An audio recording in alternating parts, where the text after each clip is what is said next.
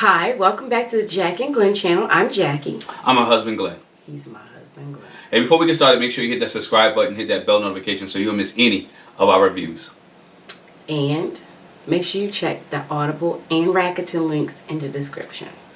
Hey, today, Married at First Sight. We are 2 weeks away from decision day.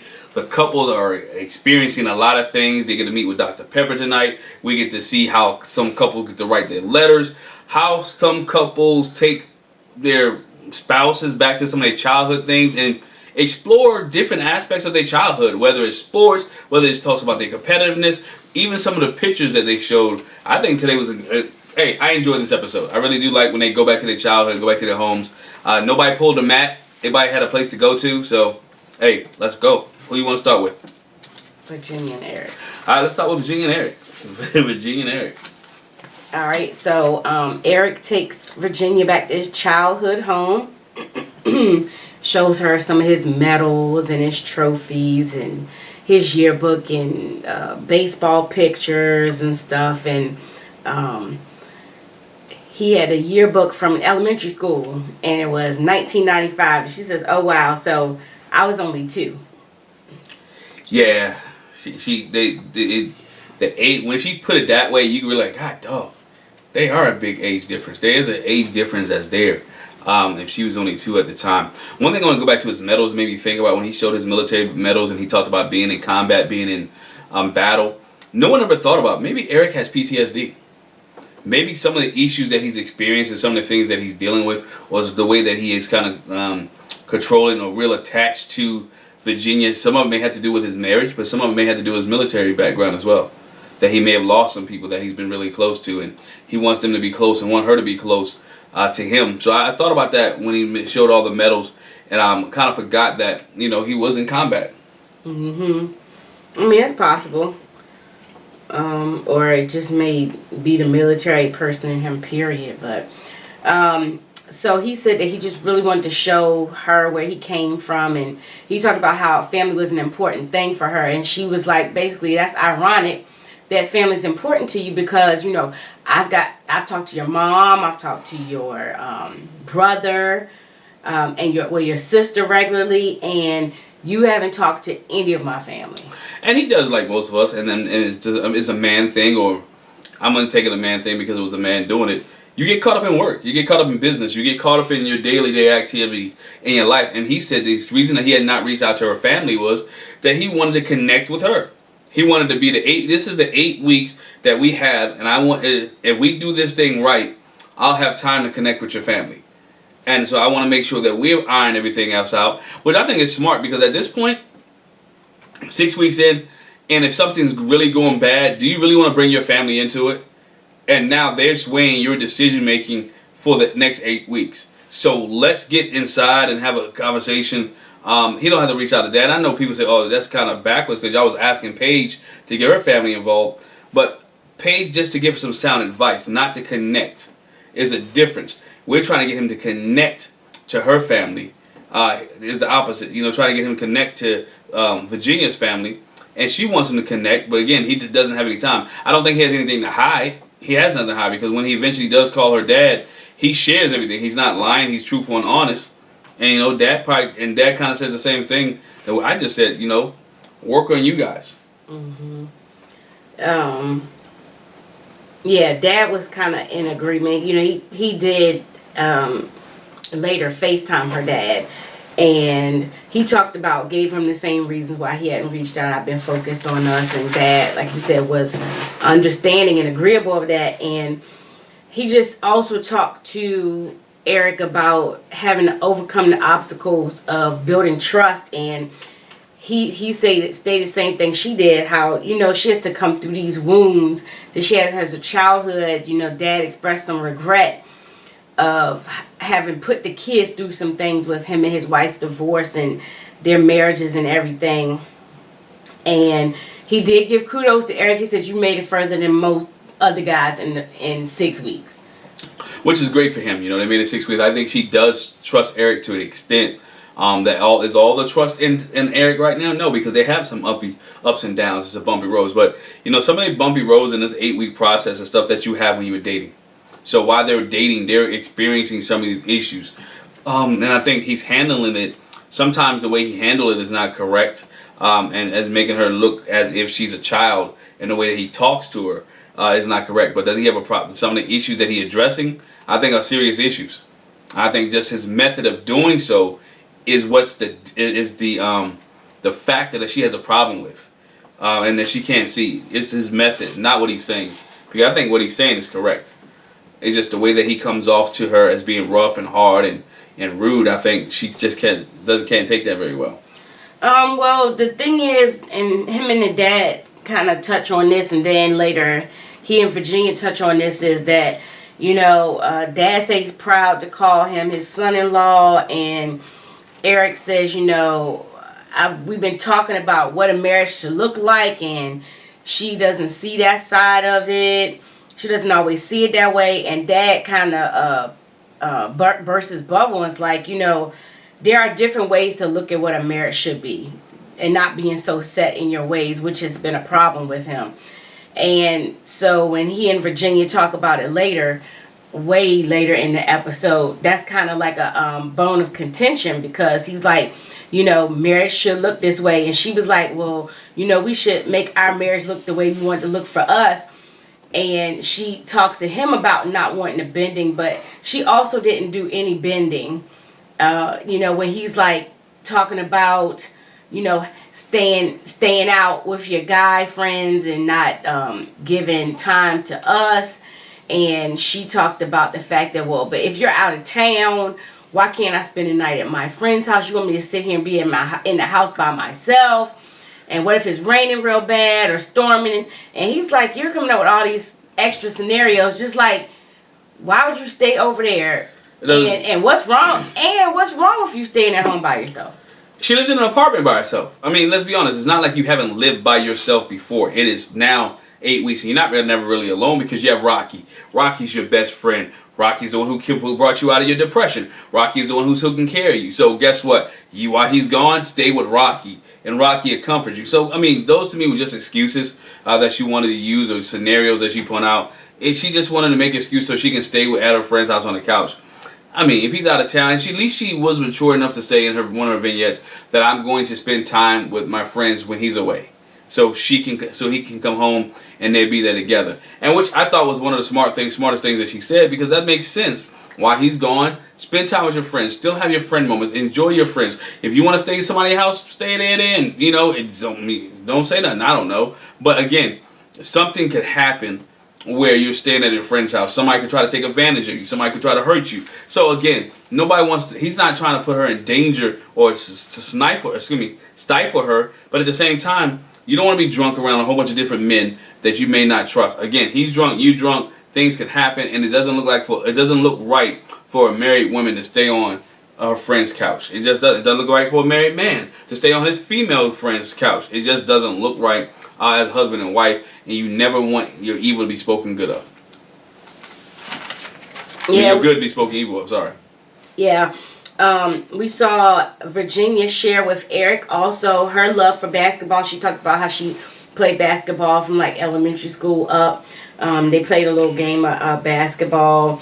I think that was significant because you can show that she can hoop, but she had a lot of memories about playing basketball. That was something that kept her in check, kept her disciplined, that kept her going. It was a part of her life that she enjoyed, and I thought it was great that she showed it, because she was really excited that she could just show Eric this. I mean, she put on a short. She had the old shorts on. She had the old shirt on. She had the sports bra. She had the socks. She was ready to play. Like, you know what? This ain't my first time hooping, and she had her hair pulled up. Like, she really was a baller. And even the way she was dribbling and handling the ball, you could tell she had some type of skills, and she really wanted to show that and express that to him. And I thought that was pretty cool, because it showed her competitive nature. It showed that she's not willing to give up. And she also had a good story to go with it, too, about how her parents, because of her parents' situation, that her siblings had to walk her out for senior night. Mm-hmm. And I've been there. I'm a coach. I had to walk many kids out there for senior night and be their parent. And it affects them, because your last game, high school game, and your parents can't even make it.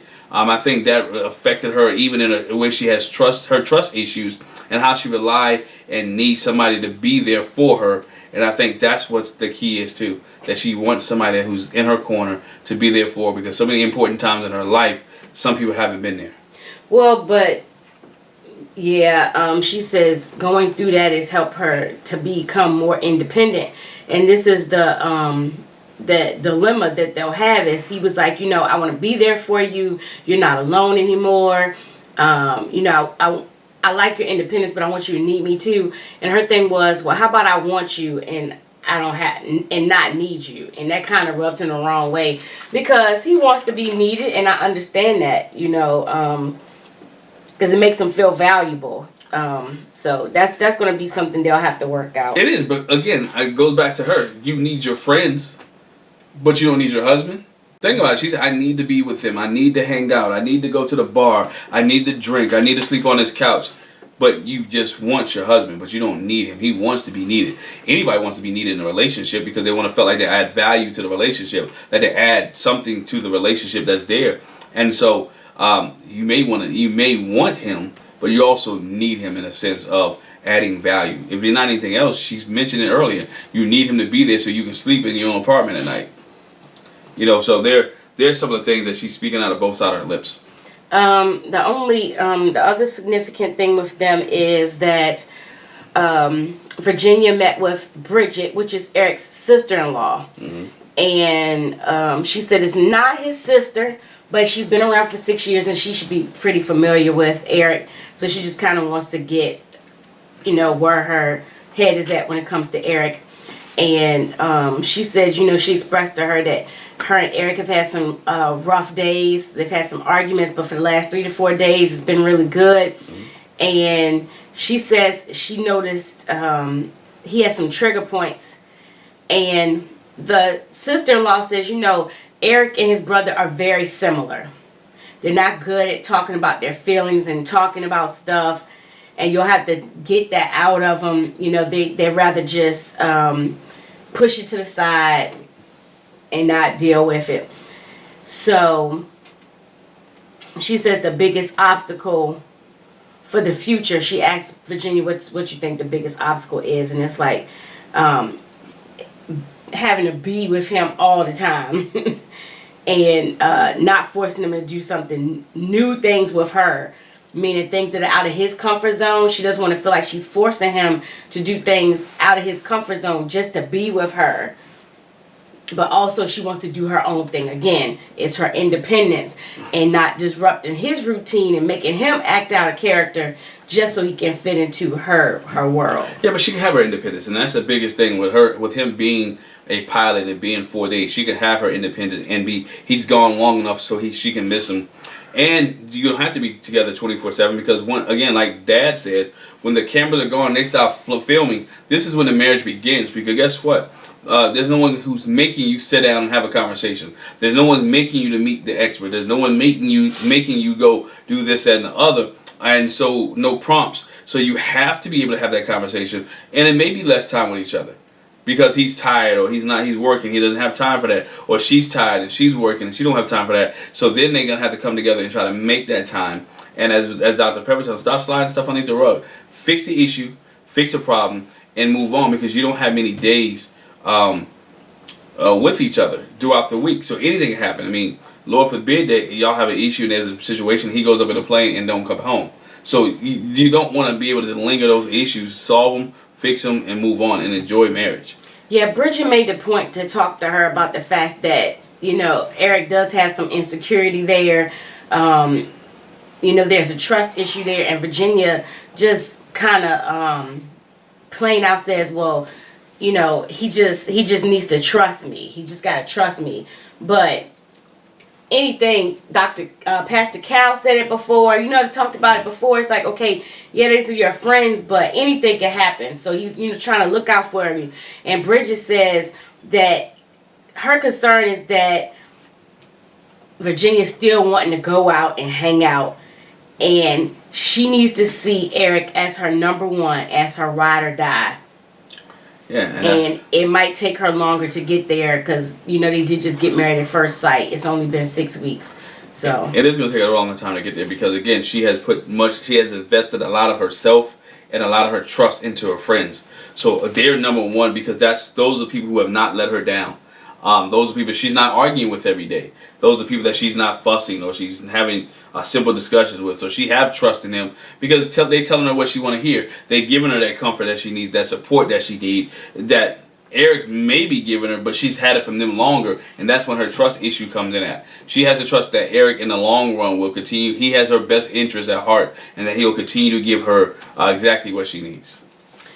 So yeah, that's basically it. We did talk about the fact that Dr. Pepper came to visit. They talked about the unanswered questions, the difference in their communication, the family and kids concepts differ, and what's their idea of marriage. So their homework was that they need to write down the goals for their marriage and their promises to each other and how they're going to get to these goals and fulfill these promises. So they had to do that, and they didn't really get to that on this episode. Yeah, they didn't get to that because she felt some type of way with Eric because he said there was a standard. He was holding a standard. In the marriage, there is a standard. There's a marriage, there are some guidelines. His standard is this, I can't have you sleeping on somebody else's couch. That's his standard, and it's okay if you don't waver from that. And she got to realize that this is like my husband, and there's some standards that she wants. She wants him to take care of Rocky and treat Rocky right, and don't treat Rocky any different from Tex.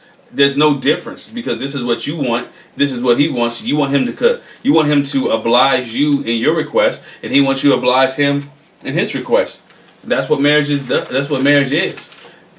So they both have some things to work out. All right. So let's talk about Clara and Ryan next. We see Ryan is meeting with Clara's mom, Londa, and he just want to kind of pick her brain about Clara. He does bring up the kids and the faith thing, the religious background thing. But before that, she was like, I want to know about this guy that my daughter's married. Like, what did he like growing up? What kind of kid was he? When did he take his first steps? And Ryan says, I think my mom would probably describe me as a needier kid. How he had broken down and cried when, I can't remember what it was that happened with him, but he needed to be picked up and I didn't think it was something kind of baseball or something like that. He struck out. When he struck out, he said he cried. He was the one type of kid that cried. Yeah. And so again, Londa's advice to Ryan as far as Clara is, and we've heard this word several times when it comes to her, is about being patient. Patience goes a long way. Mm-hmm. And that the challenges that you all will experience will make you appreciate each other more. And so they talked about kids. Do you want girls? You want kids? Do you want boys or girls? Does it matter? And he was like, no, it doesn't matter to me. And that's when they get into the faith thing. He mentioned wanting to raise his kids in church and laying that foundation for them. And he said, but Clara's variable when it comes to that. Doesn't know where she wants to be with that. He knows. They talked about the fact that she grew up in church, and her mom tells him the story about the fact that she didn't really attend church regularly. She got married. She got pregnant with Clara, and from that point on, she felt like this is something I want to do. I want to raise my kids in church, and she started attending church regularly when she was pregnant with Clara. Yeah, which I think is key there because I think Clara needs to hear that story. She hasn't heard that story. It is if you build a relationship and you build a base prior to you having kids, and you trust whatever ministry that you're in, and you trust the people that's in that ministry, then you can have your kids grow up in it. Because first you got to be a partaker of it, and you got to understand, and you got to realize that is good for you, and wherever you at. And so that's what she has to understand, and now she can move on to my whole family is getting the same thing that I'm getting. And Ryan has to be patient. Again, don't beat her over the head. I have to show patience. And not only that, if you want her to go to the church, just not for the sake of saying she went to the church, but you want her to go to church so she can live a lifestyle that goes with going to church, then he has to live that lifestyle. He can't live that lifestyle in church and be somewhere else different at home. And so that's one of the things that he has to deal with, that his witness at home has to be great enough that it will pull her in and she'll feel comfortable. And then they got to find a church home. And that's a different thing. Finding a church home with a pastor, with somebody they can trust and believe in and have a good fellowship And I'm not talking about believing in the pastor. I'm talking about believing in the God and the ministry who's able to meet their needs and take care of their needs. And so then they'll feel comfortable to move on, and she'll feel comfortable to move on. So he has some homework to do in order to get her to that point. Yeah, but Mom says she's optimistic, that Clara will come to understand the importance of the foundation, that she'll come around. Later they go to visit Clara's parents. Ryan and Clara go to visit parents. They sit down and have some pizza. She shows him around the house, and she says, like usual, no, this used to be my room, and when I left, they turned it into a gym. Yep. But she still had her dance clothes there, her prom dress, her show choir dress there. And he was like, oh yeah, I bet you had all kind of like emo singers and entertainers on the wall. She's like, no, I had pictures of my friends and stuff up on the wall. And then he's like, oh, okay. It kind of made it sound like he really didn't know her that well, like, which is good that he came there to see the house so he can get to know her. It's unfortunate that her room wasn't her room anymore. But then she brought up the CD. Yeah, when they were sitting at the table eating. Sitting at the table eating, she brought up the CD about Usher, that her mama found that she had the Usher CD, Confessions CD with Usher, and that she had burned, and Mom made rip it up and threw it away. Which, again, goes to this point why Clara is having an issue with the church, is because I believe Mama was real strict. Just off of that story alone, that Mom was real strict, and that Clara's like, you know what, I don't want my kids to grow up in this because my mama was strict. She can't make Daddy go, but she made Clara go everywhere. And so Clara is in that rebellious, resenting stage. She don't want what happened to her to be happening to her kids. And but at the same time, not to cut you off, at the same time, she did acknowledge that at her age now, she understands why, okay, maybe I probably shouldn't have been listening to Confessions, because at that age, I was a little young for what they were talking about. Yeah. So maybe she get it. Maybe she understand why, as a parent, you set those guidelines and standards, and why you gotta have a type of standard in your life. If it's a church standard, then let it be the church standard. If it's somebody else's another standard, then let it be a standard. But you gotta have some rules and guidelines, and gotta have a baseline. And the church is the baseline in her family. So it's not like she didn't know, or she hasn't known. But it shows that it shows how her family, how some of her upraising, her being brought up, is affecting where she's at now with Ryan. Yeah, little funny thing. Also with the CD, the mom broke the CD up, but she said she couldn't have MySpace either. And then when she could have MySpace, she couldn't have a name or a picture. And I forgot how she said anonymous. She said it had to be anonymous. She said unanimous. Yeah, she messed that up. But yeah, she said unanimous, and he was like, well, no, unanimous. And Ryan corrected. He said, no, unanimous means like everything, all together. Yeah, only other thing, Mom was happy to be sitting down eating lunch with Ryan and Clara. I know his dad didn't say much of anything. He didn't say much of nothing. He didn't say much, but Mom is happy, and Mom is happy that Clara's happy. Mm-hmm. And so that's the biggest part, that she's happy.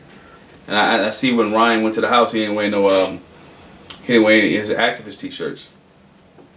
Maybe he just did. Maybe he just didn't, but I did like the one that he had on when they were sitting down with Dr. Pepper. If you know what it is, he says 619, our ancestors. Good shirt. I think I might would have grabbed one of those, but it was a You mean 1619? 1619. Sorry, 1619, our ancestors. So good shirt. If you don't know what 1619 is, go ahead and look it up. Get some education. Yeah, so Dr. Pepper comes to see them. She's there. She says, I'm here to help you progress, increase your vulnerability, and get those unanswered questions answered. Talk about those questions that you had. See if you got them answered, rather. And so they talk about the sex thing. And Claire said, it's funny because I asked for somebody. I got what I asked for. I wanted somebody that wasn't so into sex because I had the problem with falling into sex early and getting caught up in that, taking the relationship off track. Mm-hmm. And so she said, oh, I got what I asked for. Maybe I should be careful what I asked for, what you asked for. But, I mean, she got what she asked for. But at the same time, she didn't think it would be this long or strenuous in the relationship. You're 6 weeks in and you haven't had intercourse. You've done multiple other things, and we talked about that last week. I think we kind of beat that dead horse. But at the same time, she wants that, and she wasn't too much on that this episode. But I think she realized that, you know what, he does care about me a lot. I think she knows that he does love her.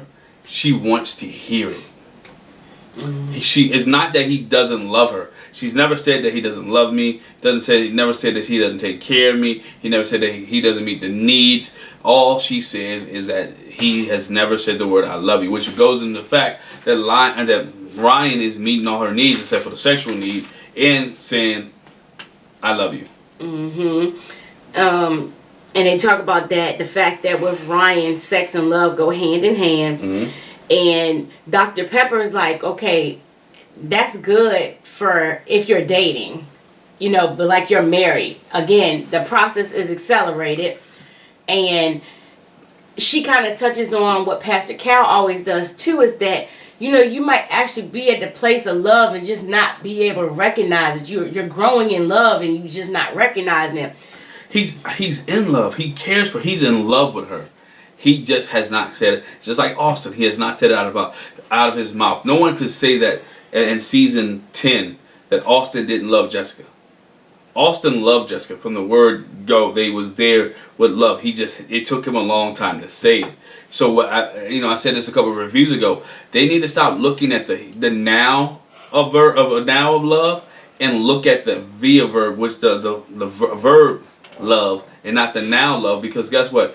The verb love is all the actions that he's showing that he does love her, all the things he's doing for her, and she's negating the verb of love just to hear the word love. And sometimes seeing the love is much more than hearing the love. Hearing the words, "I love you." Well, I mean, same thing for Ryan. He shouldn't be so caught up in the noun of love, you know, the saying it. His thing, he said, you know, I don't want it to be forced. I want it to be natural. I want when I say it to be impactful and meaningful. And he says, I don't want to get in the habit of just saying it and it's losing its meaning. And Dr. Pepper put it in perspective. She was like, but with my husband and my kids, every time I talk to them, it doesn't matter how many times I talk to them in a day, I make sure to tell them I love them, because you never know what might happen. And I want the last thing that they heard from me to be, I love you. And Ryan even acknowledged. She was like, yeah, same. Like I do that. But it sounded like he didn't want to do this. I don't know. But he doesn't. I guess he's talking about his family. He do it all the time to my mom, my brother, my dad. This lady Clara. You know, I'm getting there, and maybe I can, but it's a different type of love, because that's not my family type love. Because it's mom and dad. It's not the love. You know, that type of love where I'm really infatuated with somebody. So you know, you gotta say I love you all the time, and that's one of the things, because you gotta really remind the person that I do love you and I do care for you. Whether it's good or bad, I love you. Because again, you never know when the last time may be. And so you say it, you're not saying it out of happenstance, and it still have meaning, and it still have feeling. And so when he said that, I was like, okay, but if you say I love you 15 times, guess what? You control the meaning and feeling of I love you when it comes out of your mouth. And then she has to take it and realize, you know what, he said, even though he might have said it 15, 20 minutes ago, he really does love me. So what happens is, because again, we said this, and I say this, there's going to be a day and time that you don't hear those words. Whether you pass away or whether they pass away, there's going to be a day and time that comes where you won't hear that person say I love you. So you embrace every time they say I love you as if it is the last time. And so that's what she has to learn. And he has to know that, you know what, every time I say it, it does have meaning. It is impactful. You may not see the fireworks and the stars and all that, but guess what? She loves it, and she loves hearing it. So go ahead and do it. Yeah. Then later we see them, they have to do the exercise where they write a letter to their younger selves. And Clara writes a letter to her 13-year-old self. And she just really encourages her, you don't have to be perfect to be loved. Don't be afraid to tell people how you feel or to say you love them and to be loved. You know, you're loved more than you'll ever know. You know, her letter is like that, like really trying to encourage, I guess really speak to the self-esteem issues that we see coming out in her adult self in the 13-year-old. On the flip side, Ryan's letter was, you know what, hey, you younger me, I wouldn't change a thing. Don't be afraid to fail.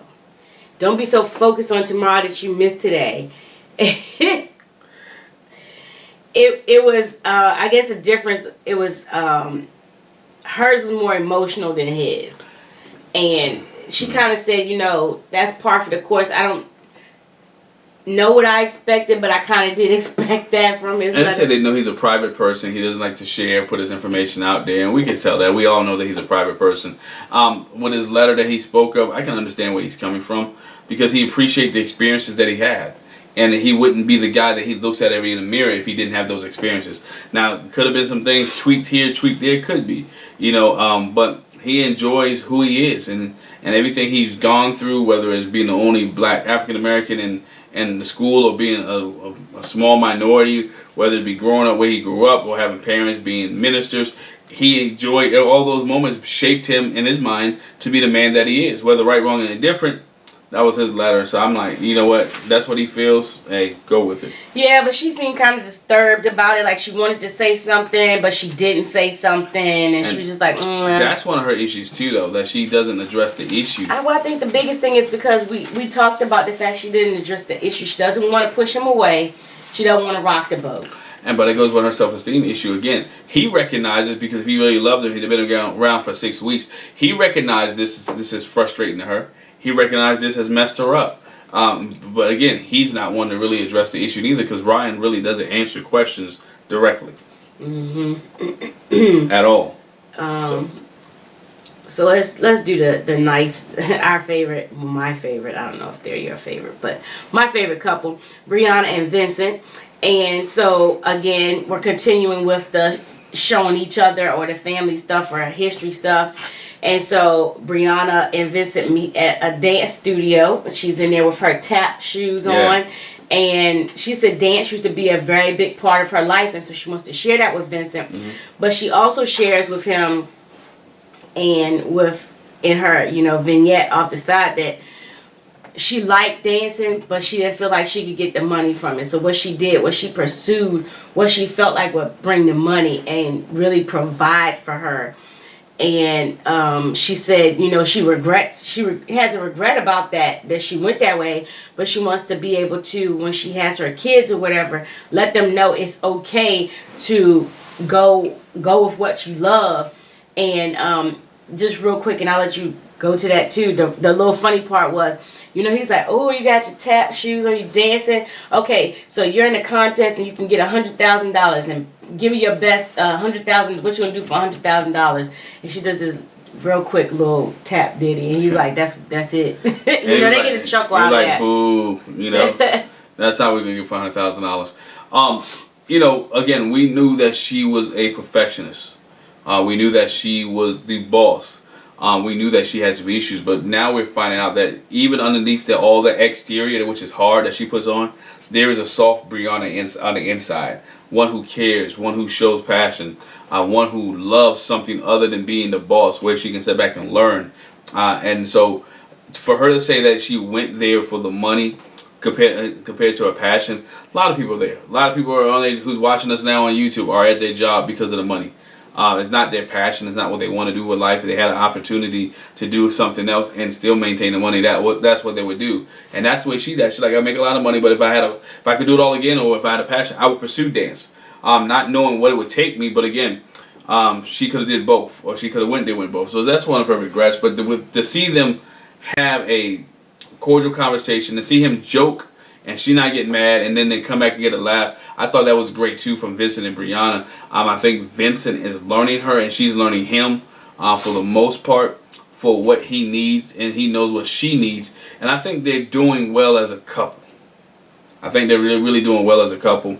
I just like seeing them. I like to see how they interact with one another, because you see the growth from Brianna and Vincent from the beginning to where it's at now. They're trusting the process and they're working the process as well. Yeah. We did see Brianna share that growing up, she did have some insecurities when it came to her skin tone and not feeling attractive, and that dance was helpful in helping her appreciate herself and know her value, understanding that she was enough and she was beautiful, and again, how she wanted to give that to her kids, and Vincent was really impressed with that, and he says, you know, based on that, you know, I really feel like Brianna would be a good mother, and I'm excited about us, you know, getting to the point where we can have kids. And then she makes the comment, she was like, yeah, we'll have kids, it's a long time from now. And he was not happy about it. It was not. It showed completely on his face. Yeah, it showed on his face. He wasn't feeling it. But I want to go back to the comment about her skin tone and color. A lot of young African American women are like that. Young African American girls are like that because of what they see on TV. They see the light skinned ladies on TV. They see the straight hair, or they see the Caucasian ladies on TV who's always modeling, or who's always winning this show, who's always doing a makeup commercial, who's doing all this, and they look at them. Well, I don't see anybody like me, so guess what? I may not be pretty. And then again, in the circles that she ran in with Biet Ballet and all those type of circles, she may have been the darkest one, and someone said something to her, or she overheard somebody saying something, and which really has affected her. No one ever talks about we talk about post-traumatic stress disorder, but there's post-traumatic stress disorder when it deals with the color of your skin, or deal with racism, or deal with things. People stress about that, and I think I'm glad she said she overcame that, but there's some things that she's going to have to deal with her daughter. If her and Vincent have kids, they're not going to be as dark as she was. So there's some things that she may have to do to make sure her daughter continues to feel pretty about herself, which this kind of explains last week of their budget, because as much money as she spends on personal items to make herself look good and the clothes to make herself look good, that may contribute to why she spends so much money on trying to maintain an appearance, because of this past issue dealing with the color of her skin. Maybe. That's possible. We see Dr. Pepper come pay them a visit again.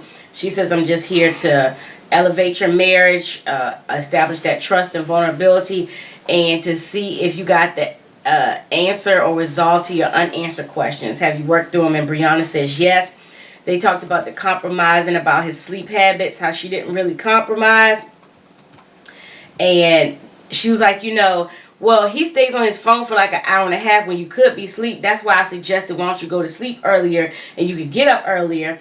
And he talked about how the fact that he's building his car business. He drives a lot, so it takes a toll on his body.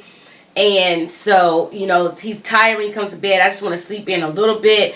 He felt like, he made the point to say, I'm not lazy. And Dr. Pepper brought out the fact that in him saying that he's expressing that he feels judged.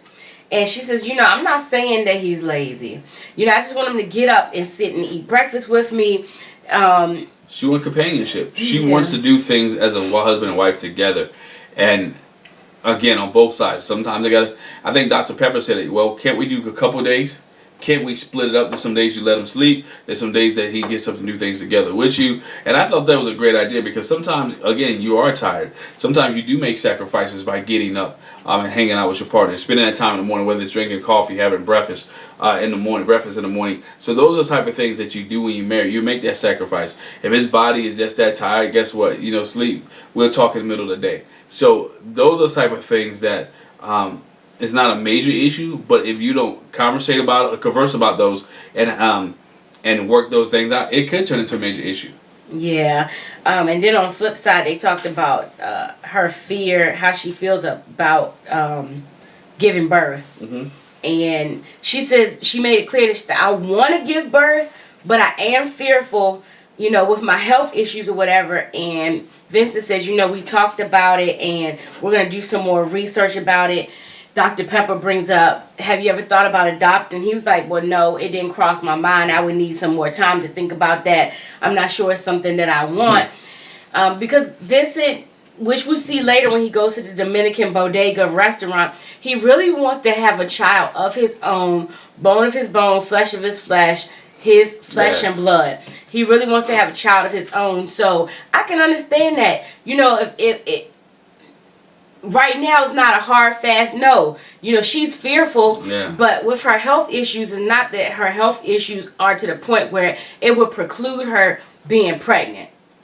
So that's probably why he hasn't thought about it like that either. But also, keep in mind, he's had this fantasy, this vision of getting married and having kids of his own.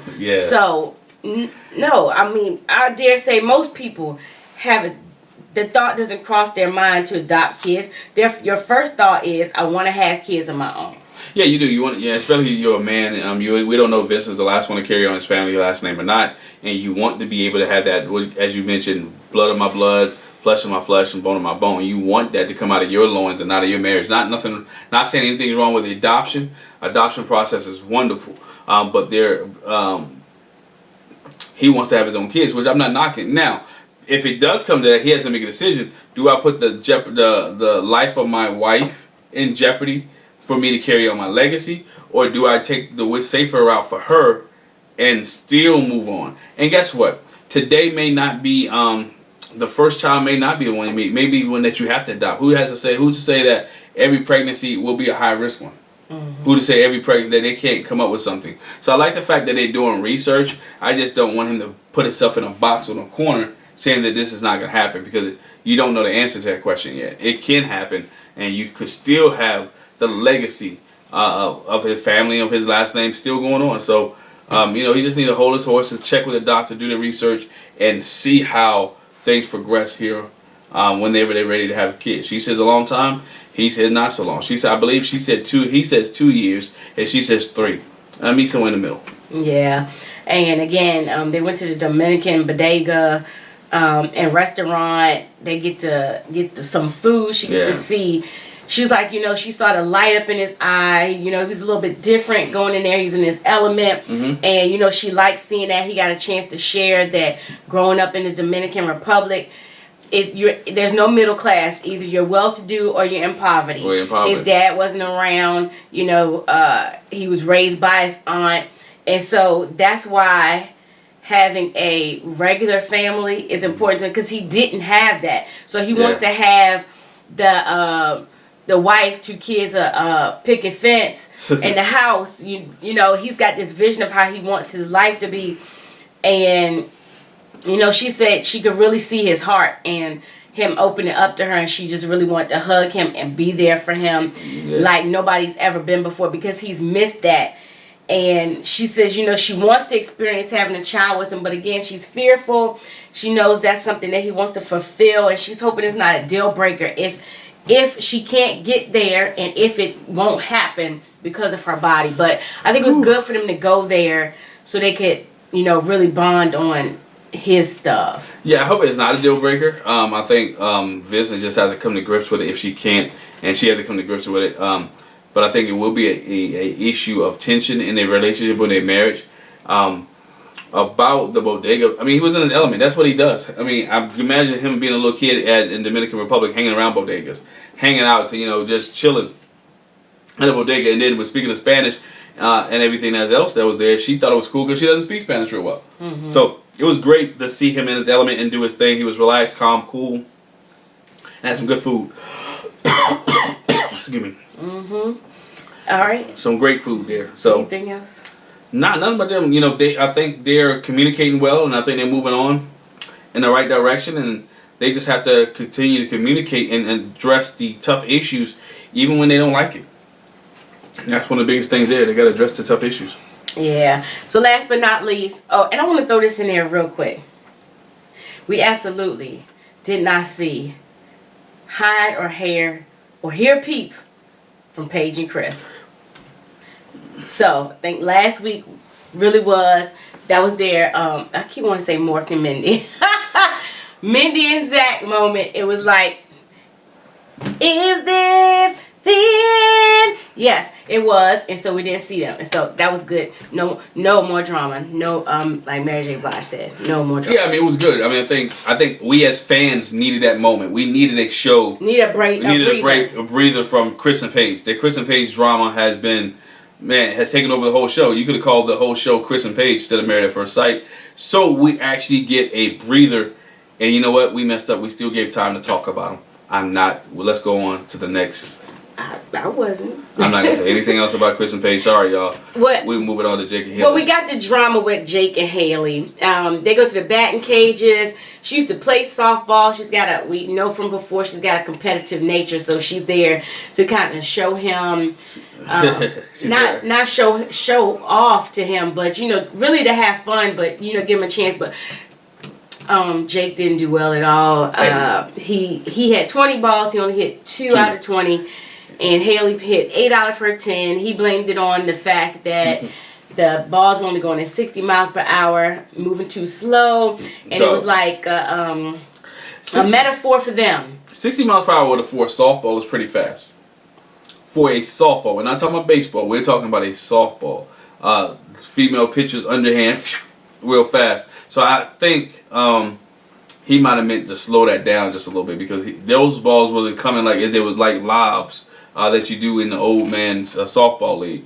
That wasn't happening. They were coming a little bit faster, and he wasn't really ready prepared. Again, she got there early. Her competitive nature, she wasn't gonna let him beat her. She wasn't gonna. Again, she likes to compete, and that's what we found out here, that she's been competing all her life. She's been involved in so many multiple things in multiple sports. Well, except at age 4, because she talked about how they try to get her into sports at age 4, but she didn't want to wear the helmet, so she didn't wear the helmet, and so she came back to about 8 or 9, even when they went swimming, and she meant she wasn't going to go swimming. She put her little blanket out beside the pool. I'll get in when I want to. And he calls her a diva. She says, I'm not really a diva. She didn't like it's that. being strong-minded.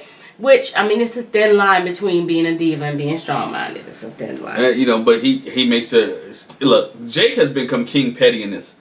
Jake's really been, not petty, but Jake says what's on his mind. So he's like, man, a 4-year-old, she even had those attributes then. That at 4, you were strong-minded and not willing to move or shift. He's like, I didn't know 4-year-olds had that. Yeah. You ain't been around a lot of 4-year-olds, Jake. Yeah, but she says that eventually she did get into cheerleading and basketball and softball, and she said it gave her the motivation to see things through all the way. Okay. What is she doing? This is what she's doing for the wedding. It's marriage. She's just seeing things through. She's not gonna quit. You can find that out a little bit more when we get to her. We're talking to her mom. She's just going through the motions. Yeah. The one thing I want to point out here is she makes a comment about the fact that he came to the batting cage in dress shoes. Like, why did you come in dress shoes? And they talk about that again later, too. That's what he wears. Again, a person who wears comfortable shoes or dress shoes, I've been in a batting cage with dress shoes on. Because that's what I wear on a daily basis. And sometimes I've hit golf balls with dress shoes on. So if is that what you wear in your daily routine? If you can hit a ball, you can hit a ball regardless of what kind of shoes you have on. He said, I'm not a tennis shoe person. I don't like tennis shoes. They're not comfortable to me. And to me, these aren't dress shoes. And later when they're sitting with Dr. Pepper, I'm like, well, the shoes are right beat up. It's not like he had the nicest shoes on. But that's what she was talking about. I think she was talking about more of the quality of the shoe than what the actual shoe was.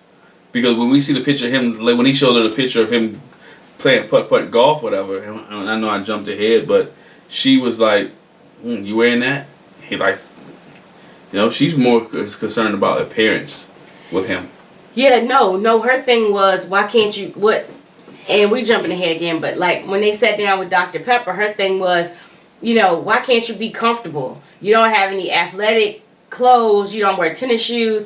And he was like, who said I'm not comfortable? It's like she's making an assumption that my comfortable, where I would wear these sweatpants and a t-shirt and some tennis shoes, is the same as him. And he was like, I am comfortable in this. This is relaxed for me. It's not relaxed for you, but it is for me. And I'll go back. So they did the batting cage, but they'll also do miniature golf. Again, he had his dress shoes on at miniature golf. But he talked about how he did putt-putt a lot. Yeah. His mom, she worked late, so she'd sit in the car and go to sleep and let them play putt-putt golf. And played the pool. She dropped them off because the pool was right next door to the miniature golf place, so him and his brothers would do both. Yeah. And so Haley wasn't doing very well at putt-putt golf. She didn't like it too much. She was like, I'll let him win. But it wasn't a matter of letting him win. Like, he generally won. So a loser. Genuinely won. Somebody who's Yeah, competitive. I felt like she was. Somebody who's competitive and a sole loser. She felt like she wasn't going to win, and so now she's out making excuses. I let him win. No, and he said it. You know, is any hole? I got a bad hole. So you keep playing. You keep playing your stroke. You keep going what you can do, and eventually, if you win, you win. So she can't. Again, poor loser, likes to win at everything. And sorry, Haley, you're not gonna win at this marriage because I think this thing's done. She said she got annoyed. Yeah. But they had an exercise to write a letter to their younger self. And okay, so who wants to go first? Oh, let me say, Haley shared pictures of herself playing sports, and you touched on it. Jake did the same. He had that picture of his dad and him and his brothers. Yep. Just kind of trying to show her, you know, where he's coming from. And then, like you said, the company golf, where he wasn't dressed up. You're not dressed up there, but he had like this ridiculous outfit to try to get laughs. And his point was made. She was like, "Oh, you wore that to a company thing?" And he was like, I'm in IT. I mean, we have different kind of sense of humors, and you know, it's she never seen The Office. I mean, just look at that. There was a type of thing, humor that they have, but also, I mean, it was like some jean shorts. It was like 1980 jean shorts. Well, yeah, like cut off with the pockets hanging out. Pockets hanging out, and a graphic T-shirt, you know, with the sleeves cut off. So it's like, hey, if it's becoming, obviously he's trying to be funny. His dress is and some sandals, you know. So if his company likes it, then let it roll, dog. Yeah. He tried to be a funny guy, and that's what she can't get over. She can't get over his funniness because she don't get it. She don't understand it. I don't even think she's trying to get it. But I mean, she's obviously not trying to get it. She's over it at this point. Yeah, he's over it too. But yeah, so they have to write the letter to their younger self. Jake goes first, and he was like, you know, I'm gonna tell my younger self, don't be a BICTH, and in that order. Yeah. You have to embrace adversity and challenge, and good for you for not quitting football. It was just like real cut and dry. She was like, "Oh, okay." Which I thought was good advice. You know, they gave himself, but he made it to me a reference like Back to the Future. He just said, "Well, I don't want to go I don't want to go back and disturb anything." Oh yeah, he did say that. Yeah. He said, "I don't want to mess anything up because if I mess anything I wouldn't up, want to say too much because I don't want to change the trajectory of what would have happened." What would happen? So he didn't want to change the timeline. So it's not literally. But I don't know if you caught that, but that's what he said. So yeah, I'm like, I caught it. I was like, what? Okay. Yeah. I mean, I get it, but anyway. So Haley goes, and her letter consists of, hey, I would tell myself, listen to your mom. She knows what she's talking about. Take risks. The relationships that you think are going to last forever won't. Yep. It's not the end of the world. You know, learn a lot, find your voice, blah, blah, blah. And, you know, after she finishes, he really doesn't have much to say about her letter. It's like no conversation. Yeah. I made a point that she didn't really say a lot after his letter either. She did say some things, but not a whole lot.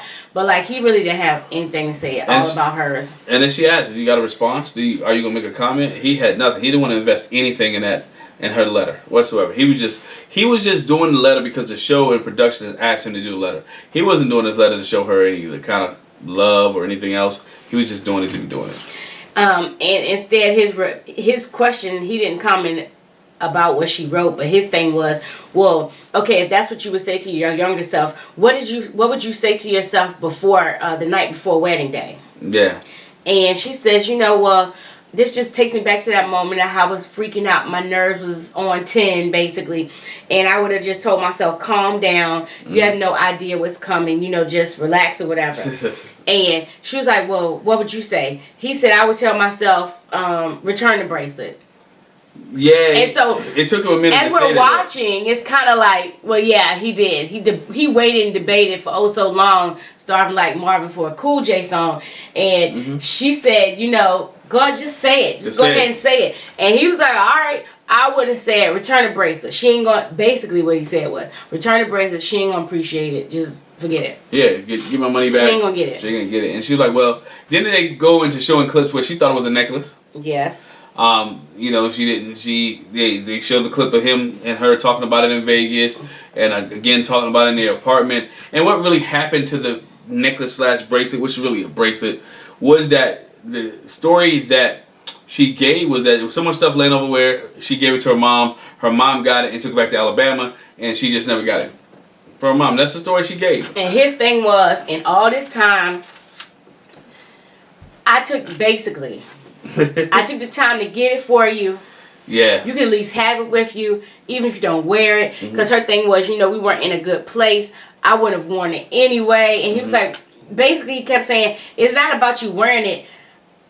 You could at least have it. You could have got it shipped all this time. Like, why didn't you get it shipped to you? It could be on your nightstand, on your dresser. It could be anywhere. Why it's not in your possession?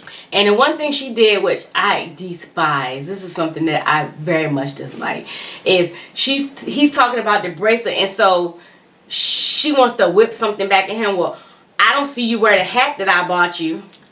I'm not knocking that though. I am.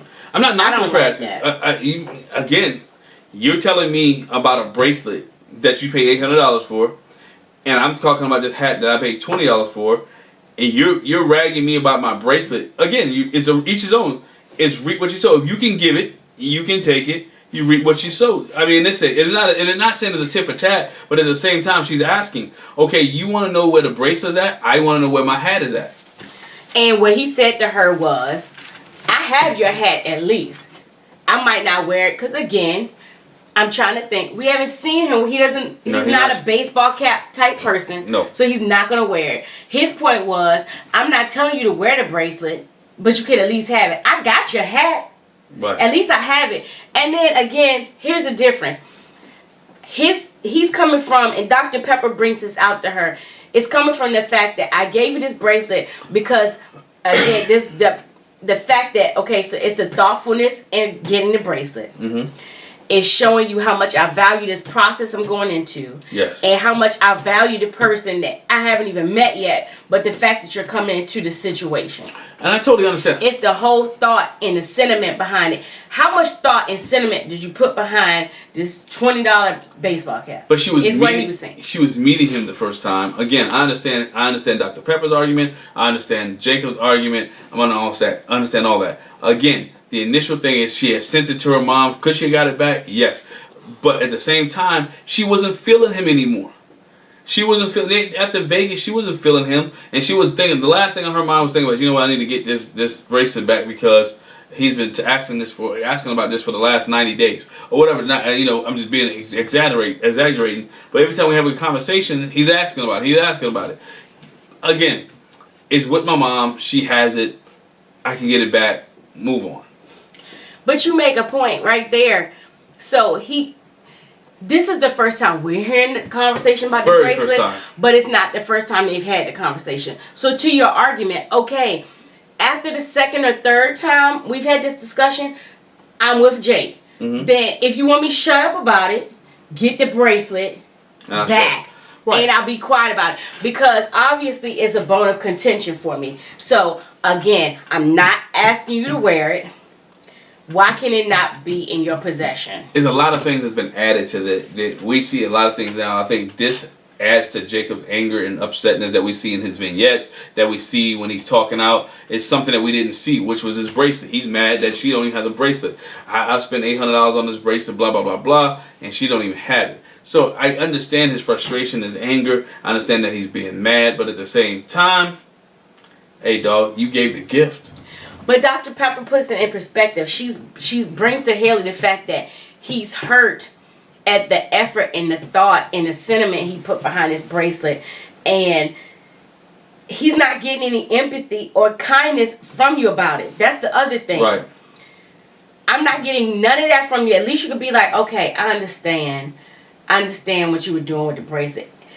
She's not giving that to him at all, and that's hurting him even more. Yeah, because again, she's not feeling him. She doesn't care. And when we see her on the phone with her mom, she could care less about that bracelet.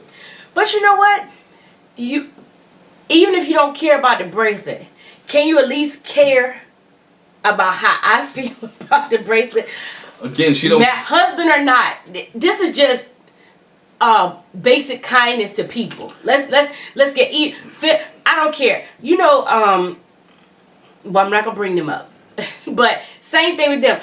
It's basic care and concern for a person's feelings. and she does care about her feelings. So that's why she called her mom and said, "You know what? I'm tired of him talking about this. Can you send me the bracelet?" And her mom agreed, like, "Look, I overnight it to you." Which means Haley has been talking to her mom about the situation with her and Jacob. Yeah, I really didn't like the way her mom talked about it either. She basically was on some, I'll send you, so he want his little funky bracelet back. I send a little funky bracelet so he can shut up about his little funky $800. But again, that means Haley's already told mom. Mom's already anticipating and waiting for the show to be over, the process to be over. She knows that the process. Look, give it back to him. We know, just the conversation in general, they know Jacob and Haley are not going to be together in the next 2 weeks. They're not going to be with each other, and she can just give him the bracelet and call it a day. It is what it is. If they are with each other on decision day, if both of them say yes, I'll be surprised. Because they're not compatible at all, and both of them are going through the motion. Her mom had told them not, and once you start something, don't quit. And Jacob was like, "You know what? I'm just going there," because we even still see them go to separate rooms several times during this episode. But she also says too, I'm not usually the type to stay in a place where I don't want to be. So she's kind of talking out of both sides of her neck. You know, she learned growing up how to follow things through. But also she says, almost like that person that we don't want to give too much credit to, he said the same thing. When I'm uninterested, you know, I don't put my effort into it. And basically that's what Haley says. When I don't stay in a place where I don't feel like being there. So. And look, she don't feel like being there. He doesn't feel like being there, and that's why a lot of things don't get done in their relationship, because neither one of them want to be there. And that's the biggest issue I have. They neither want to be there, and each week we see them hit the reset button, try again. And I know it's an 8-week process. Try again, but how many more times? Dude is hurt about this bracelet because he paid his hard-earned money, and you don't even have it in your possession. As a matter of fact, he took the hat that she gave him and put it on her nightstand. He didn't even hand it back to her. The same way he received it is kind of the same way he gave it, because he didn't receive it from her because he got it from somebody else. So he's giving it back to her. She was a little bit upset about that. She was like, "Oh, when I get this bracelet back, I'm putting it in his hand. I'm giving it to him, so you know I'm giving it back to you." And he didn't ask for it back. That's the whole thing. I didn't ask for it back. I just wanted the presents. I didn't ask for it back. Hopefully he got the receipt. That was a mess. Hopefully he has the receipt and take it back. Hey, that right there, them two gave you enough drama for the whole episode. They spent a lot of time on Haley and Jacob. A lot of time on Haley and Jacob. Yeah. But let us know what you think. Should she give the bracelet back? Or should she just keep the bracelet as long as it's in her possession? I'm not. Hey. She ain't gonna keep it, because she's not gonna keep it, because she don't want no memory of this whole process. Bad enough is gonna be stuck in her head. And Bad Enough is on YouTube, Instagram, Hulu, and wherever else. Lifetime. She's gonna remember it. Again, she still has to do the reunion. It'll be interesting to see how they shape up in the next couple of weeks. Next week on Married at First Sight, we see the couples go to their couples retreat, and it's 4 couples again, so the other people will not be there. But it's getting closer to decision day. I think I figured out most of the decisions on decision day. Let us know what you think. Leave a comment in the comment section below. Talk about Jacob. Talk about Haley. Talk about Ryan and Claire. Do you still feel confused about them? Give us an update. What you think about Brianna and Vincent? Is Vincent, moving up in your notch, moving up in your belt? If I had to give couples today, Vincent and Brianna would be number 1 for me. They've been number 1 for me for a while. I like them. Number 2, in my opinion, would have to be Virginia and Eric. I think Virginia and Eric are having a conversation, and they're doing what's right for them. If I had to go number 3, number 3 for me would be Virginia and Eric. Clara and Ryan. Clara and Ryan. I forgot, because Clara and Ryan and Jacob and Haley kind of for me, because the whole sex thing. But 3 will be Ryan and Clara, and then 4 will be Jacob and Haley if I had to rank them. Because dealing with the whole issue of him not saying I love you and being real private and not kind of leading her on kind of puts him here. At least Jacob and Haley are talking about their stuff. We don't ever see Ryan have discussion about anything significant with Claire because of him being so private. I'm sure they have a lot of conversations when production stops, but I'm teetering on that. So 1 would, like I said, Brianna and Vincent. 2 will be Virginia and Eric. 3 Clara and Ryan, and then 4, of course, will be Haley and Jacob. And we'll give our predictions for decision day a week before decision day. So, yep. Hey, before we go, make sure you hit that subscribe button. Make sure you hit that bell notification. Make sure you don't miss any of our reviews. Thank you guys, all those in the chat box, for commenting. Thank you very much for watching us. Taking time out of your busy day to watch us. We appreciate you. We thank you. Hey, enjoy the rest of your day. Bye. Bye.